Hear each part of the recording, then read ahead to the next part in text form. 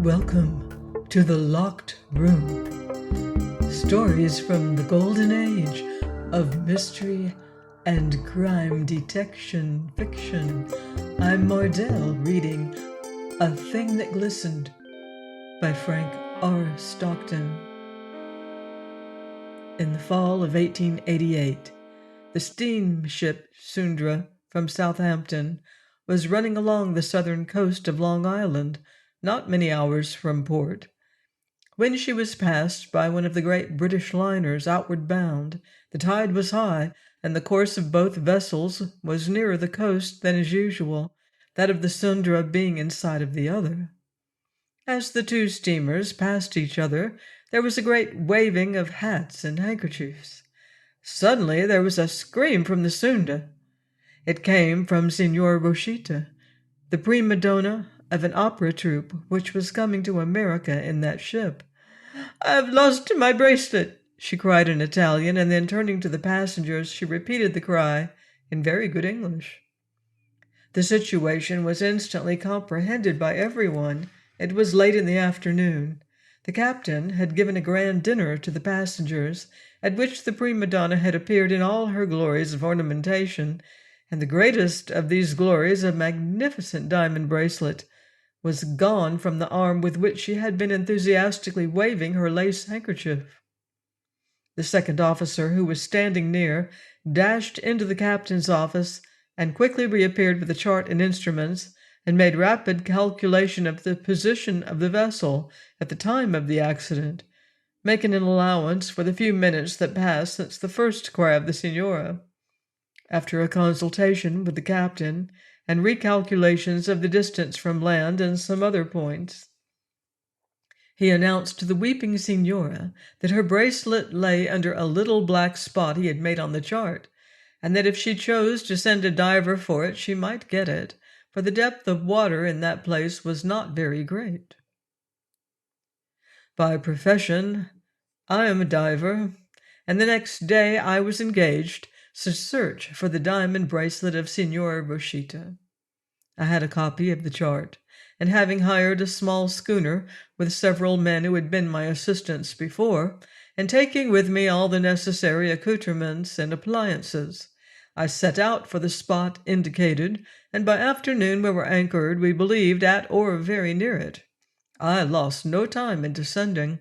I wore, of course, the usual diver's suit, but I took with me no tools, nor any of the implements used by divers when examining wrecks, but carried in my right hand a brilliant electric lamp connected with a powerful battery on the schooner. I held this by an insulated handle, in which there were two little knobs, by which I could light or extinguish it. The bottom was hard and smooth, and lighting my lamp I began to look about me. If I approached the bracelet, I ought to be able to see it sparkle, but after wandering over considerable space I saw no sparkles or anything like a bracelet. Suddenly, however, I saw something which greatly interested me. It was a hole in the bottom of the ocean, almost circular, and at least 10 feet in diameter. I was surprised that I had not noticed it before, for it lay not far from the stern of our vessel. Standing near the rocky edge of the aperture, I held out my lamp and looked down. Not far below I saw the glimmer of what seemed to be the bottom of the subterranean well. I was seized with a desire to explore this great hole, running down under the ordinary bottom of the sea. I signaled to be lowered, and although my comrades were much surprised at such an order, they obeyed, and down I went to the well. The sides of this seemed rocky and almost perpendicular, but after descending about 15 feet, they receded on every side, and I found myself going down into a wide cavern, the floor of which I touched in a very short time. Holding up my lamp and looking about me, I found myself in a sea cave, some 30 feet in diameter, with a dome-like roof, in which a little to one side of the center was the lower opening of the well. I became very much excited. This was just the sort of place into which a bracelet or anything else of value might be expected to have the bad luck to drop. I walked about and gazed everywhere, but I found nothing but rocks and water. I was about to signal to be drawn up when above me I saw what appeared to be a flash of darkness coming down through the well. With a rush and a swirl it entered the cavern, and in a moment I recognized the fact that a great fish was swooping around and about me. Its movements were so rapid and irregular, now circling along the outer edge of the floor of the cavern, then mounting above me until its back seemed to scrape the roof, that I could not form a correct idea of the size of the creature. It seemed to me to be at least 20 feet long. I stood almost stupefied, keeping my eyes as far as possible fixed upon the swiftly moving monster. Sometimes he came quite near me, when I shuddered in every fiber, and then he shot away, but ever gliding with powerful undulations of his body and tail, around, about, and above me.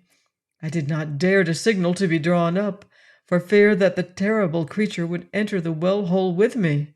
Then he would probably touch me, perhaps crush me against the wall. My mind was capable of forming no plans. I only hoped the fish would ascend and disappear by the way he came. My mind was not in its strongest condition, being much upset by a great trouble, and I was so frightened that I really did not know what I ought to do. But I had sense enough left to feel sure that the fish had been attracted into the cavern by my lamp. Obviously, the right thing to do was to extinguish it, but the very thought of this nearly drove me into a frenzy. I could not endure to be left alone with a shark in darkness and water.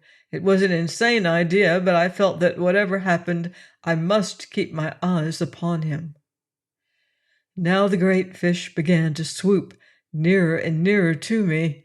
Then suddenly changing its tactics, it receded to the most distant wall of the cavern, where with its head toward me it remained, for the first time motionless. But this did not continue long. Gently turning over on its side, it opened its great mouth and in an instant with a rush came directly at me. My light shone full into the vast mouth, glistening with teeth, and there was a violent jerk which nearly threw me from my feet, and all was blackness. The shark had swallowed my lamp. By rare good fortune, he did not take my hand also. Now I frantically tugged at my signal rope. Without my lamp, I had no thought but a desire to be pulled out of the water no matter what happened. In a few minutes I sat divested of my diving suit and almost insensible upon the deck of the schooner.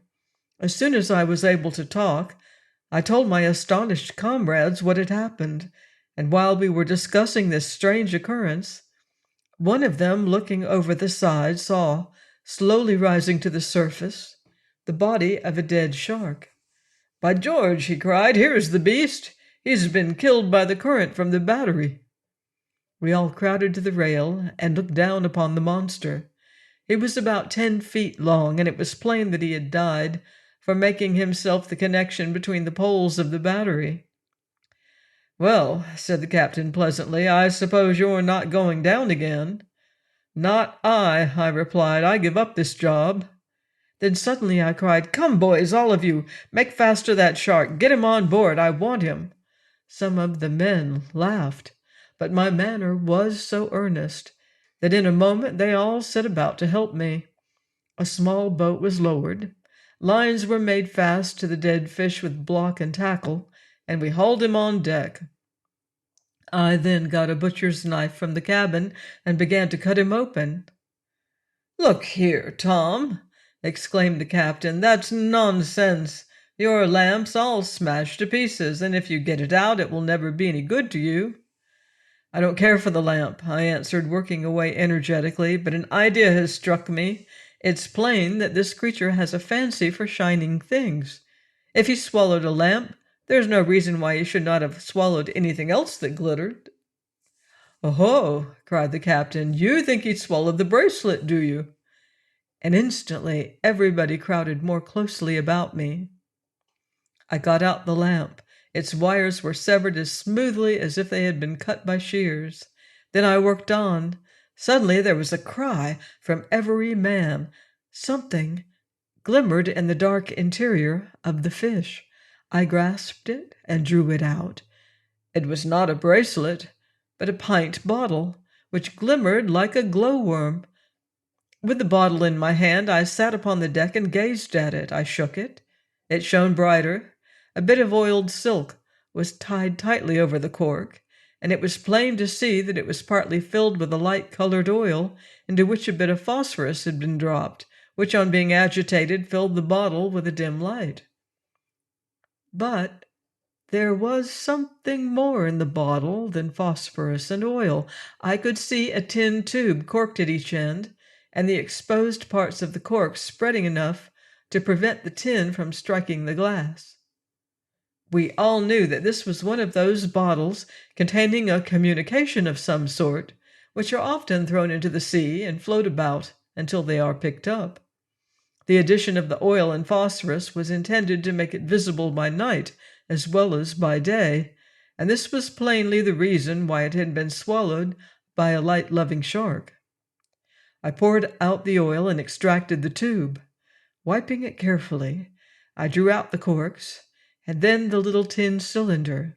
I pulled a half-sheet of notepaper rolled up tightly. I unrolled it and read these words: "Before I jump overboard, I want to let people know that I killed John Polomus, so I fixed up this bottle. I hope it may be picked up in time to keep Jim Barker from being hung. I did think of leaving it on the steamer, but I might change my mind about jumping overboard. I guess this is the best way. The clothes I wore and the hatchet I did it with are under the woodshed back of Polomus' house. Henry Ramsay." I sprang to my feet with a yell. Jim Barker was my brother, now lying in prison under sentence of death for the murder of Polomus. All the circumstantial evidence, and there was no other, had been against him. The note was dated 8 months back. Oh, cruel fool of a murderer! The shark was thrown overboard, and we made best speed to port, and before the end of the afternoon I had put Ramsay's note into the hands of the lawyer who had charge of my brother's case. Fortunately, he was able to identify the handwriting and signature of Ramsay, a man who had been suspected of the crime, but against whom no evidence could be found. The lawyer was almost as excited as I was by the contents of this note, and early the next morning we started together for the house of the Polomus family. There, under the woodshed, we found carefully buried a blood-stained shirt and vest and the hatchet.